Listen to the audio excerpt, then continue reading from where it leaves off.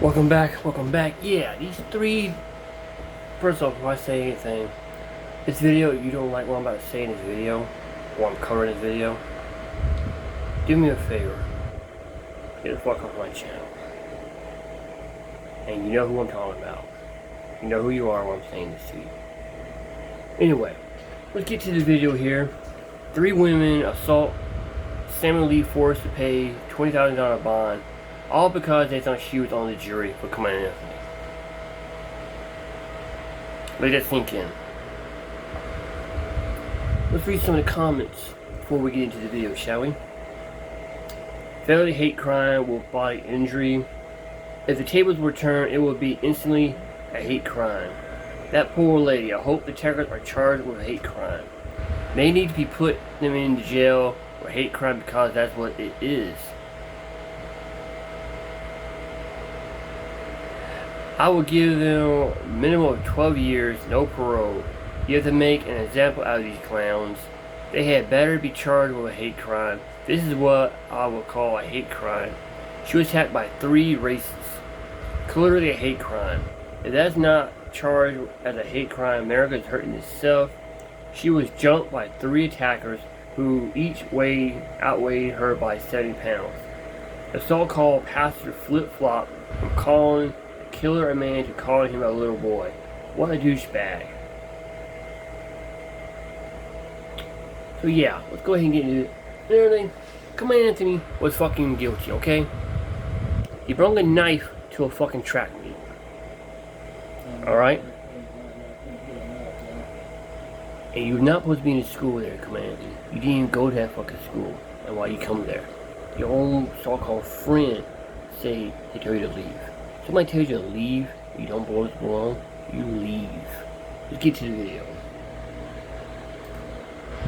A woman, Sammy Lee, who was assaulted outside of a bar. There actually have been 2 more arrests that were made. Now, you're probably wondering, what does this have to do with Carmelo Anthony? Well, shortly after, not long after Carmelo Anthony was found guilty of murder and placed in prison, this situation happened not far from Carmelo Anthony's town where he was living and where he grew up.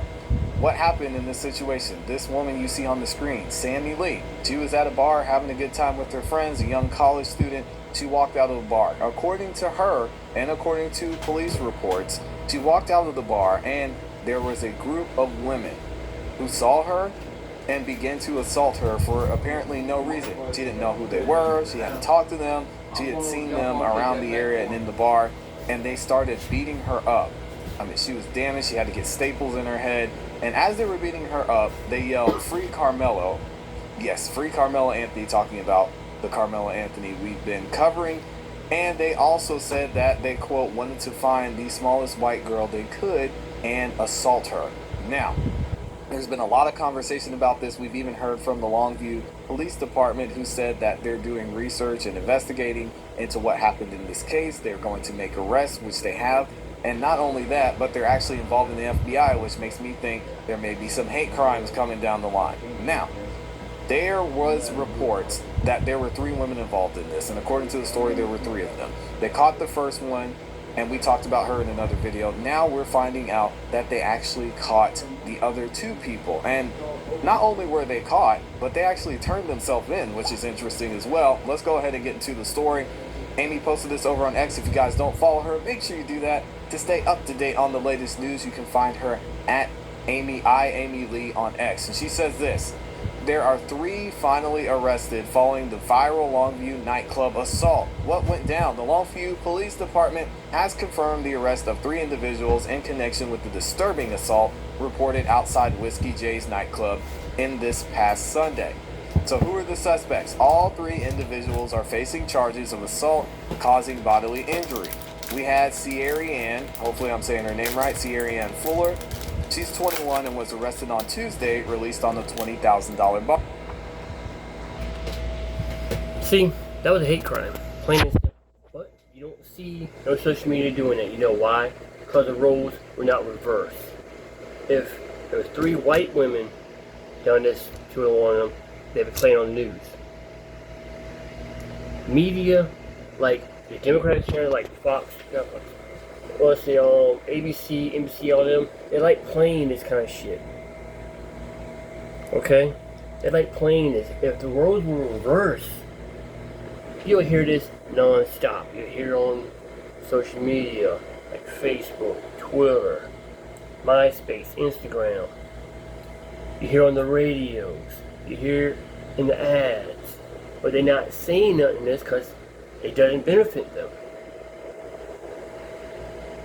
Okay? There was 3 white women done it to a black woman. They'll go nuts about it. But it was 3 black women did it to a white woman. You don't hear nothing about it. And all because of Carmelo Anthony. When the proven facts show that he killed somebody. He was bragging about it. They had a gag order. He would not be on no social media. He didn't do it. He was getting money out of Black Lives Matter, scamming them. He scammed Black Lives Matter for a lot of money. Okay, let's make that plain and simple. Okay? And did not use the money what it's for to use. They used it to buy a new home. Which they was in a gated community. To begin with.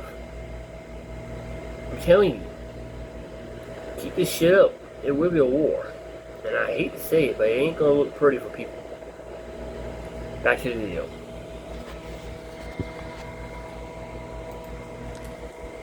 Fine. We also have Deja Brown. Deja Brown and Alana Murphy, they were both voluntarily surrendered to authorities on Thursday yesterday and have also been released on $20,000 bonds. So everybody's out of jail right now. They all paid, they showed up, paid the bond, and they got out. Now, here's what's going on in this investigation. Federal coordination due to the viral nature of the incident and subsequent online threats, the Longview Police Department's actively coordinating with the FBI, addressing the, quote, hate crime. Now, officials have addressed the public speculation regarding the hate crime charges. While Texas does not have a specific hate crime statute, the police noted that under the state law, punishments can be enhanced if evidence provides the assault was driven by prejudice or bias. So hopefully they didn't text each other about it for their sake. Hopefully they were just either drunk or high or whatever, and they say, yeah, let's go do it. I can imagine that somebody had this on camera. From what I understand, at Whiskey J's there wasn't any camera that captured this, but we'll have to wait and see. Now, when it comes to public safety, police spokesperson Ladarian Brown, and we heard from him earlier in this week, and if you guys missed that video, I'll leave a link to it in the description. He issued a strong message to the community during the recent conference. He said he was urging the residents not to let rumors outrun facts. Officials are monitoring online conversation regarding potential retaliation and have stated that they have not yet found verified evidence of a broader threat to the public safety, though they are treating all threats with the utmost seriousness. He also said in that case, listen guys, this is not who we are. This is not what Longview does. We should do better, and this situation should have never happened in this case. So there you see the picture of the other 2 girls was arrested, and then of course we've got Miss Fuller is in the picture there.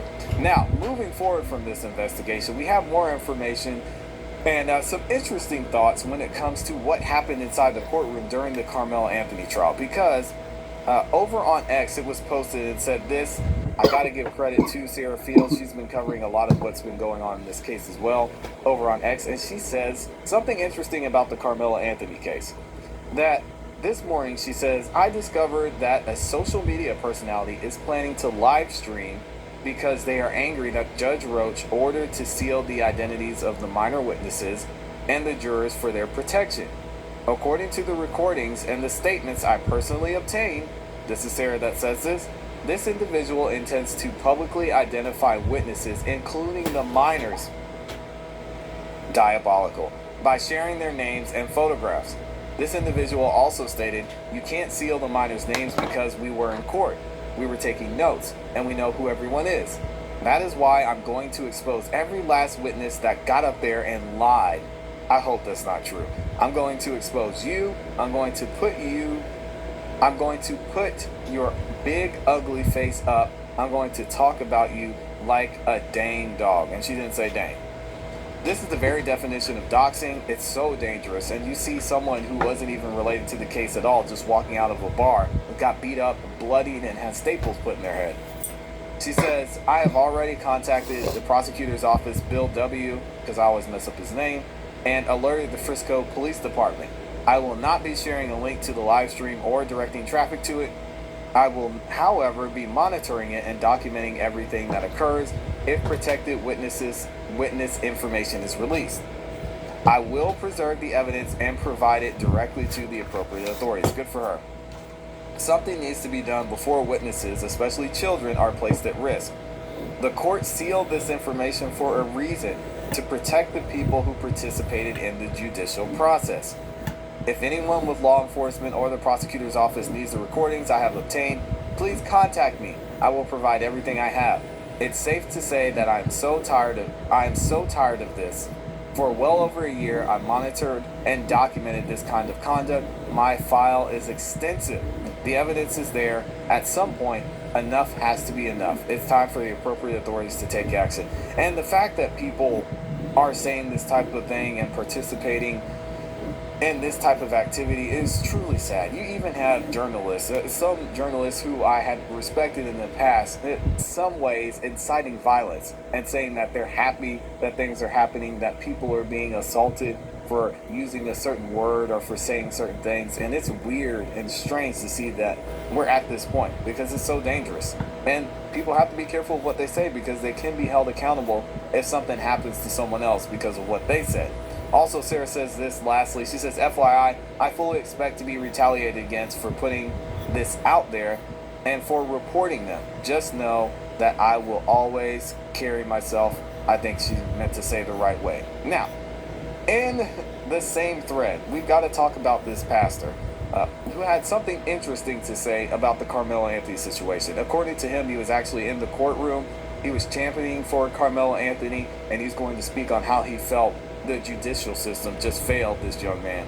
And the person who posted this is Reverend Damian Thaddeus Jones. Y'all know Damian Jones. We talked about him before. And the person who posted this says this: wow, God refrains from striking down race-hustling pastor for skin ideology and lying in the pulpit about Carmelo Anthony. This is a sickness. Check this out. I was there the first day when they selected jury. I was there the last day when they gave closing arguments at the invitation of the family.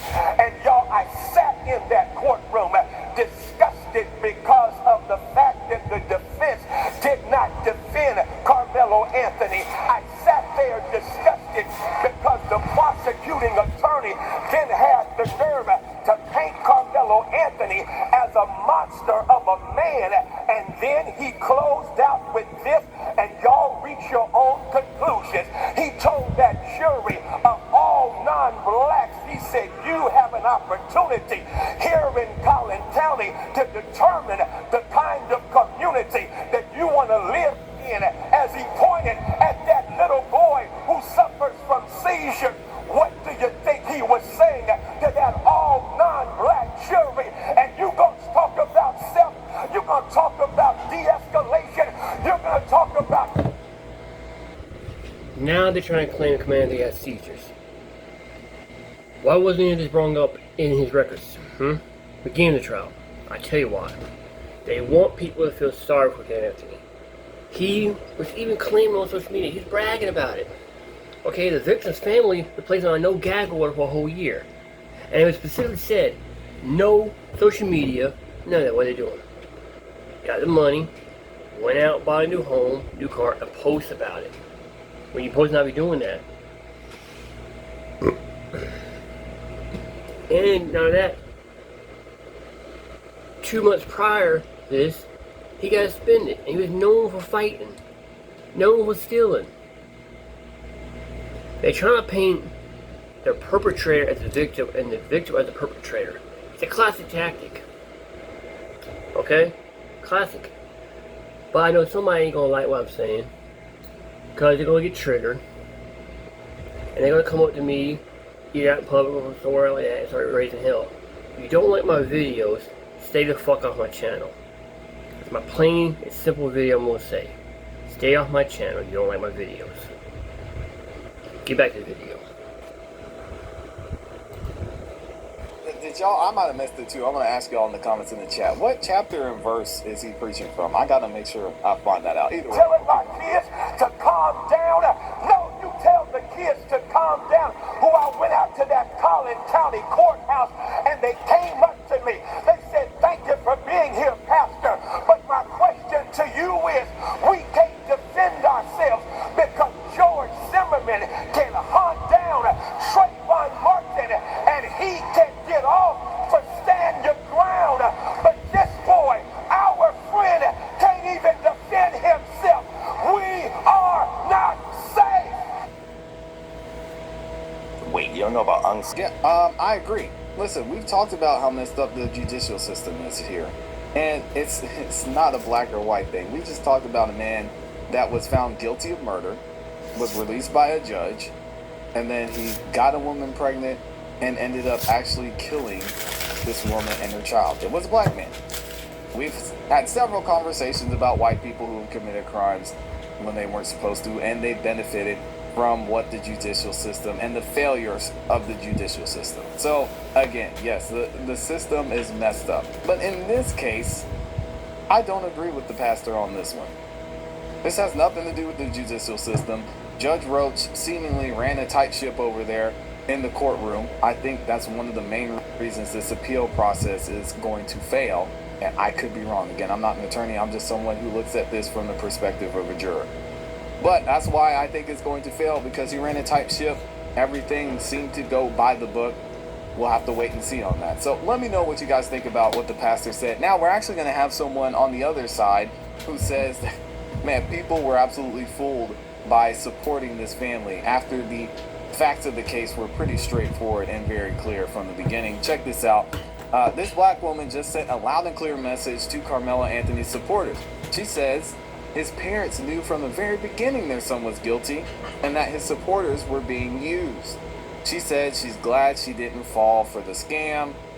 I think a lot of us are, and even if you could look at the basic information from the case, it didn't seem like it was going to go well. If that's the case, why didn't he take a plea? Which is interesting. Either way, check this out. And I just want to give a shout out to Carmelo Anthony's parents, because they done scammed the out of y'all. Now, I done seen a lot of people get y'all for some money, but $600,000? God, that was the fastest come up I done ever seen. They done got this man a lawyer and then took the rest of the money. And then on top of that, they got another GoFundMe going for an appeal that he'll probably never even see that money. Y'all crazy as hell. And the crazy part is, they seen that video before any of us seen it. They already knew that he was guilty. They told him, don't take that plea deal and go to court so they could keep racking it up on y'all. I'm trying to tell you, these be getting over on y'all every day on this internet. And they play into y'all sympathy, because all y'all need to do is hear a sob story, and then here you go. Then y'all get out the bank account, whip out the debit card, and start donating to somebody to go for me. They played in y'all face once again. Like I said, I'm glad I don't fall for them, and I would have never donated to a killer. But hey, they got y'all. Kudos to them. Hopefully they spending y'all money on something nice. Maybe not what they did. They got a new house. Probably hopefully they got some new clothes or something. They didn't already sold they sold, and they threw their son to the river, but he was guilty anyway. So like I said, hey, y'all go ahead, go off. All right, let me know what you guys think about that in the comments in the chat. That this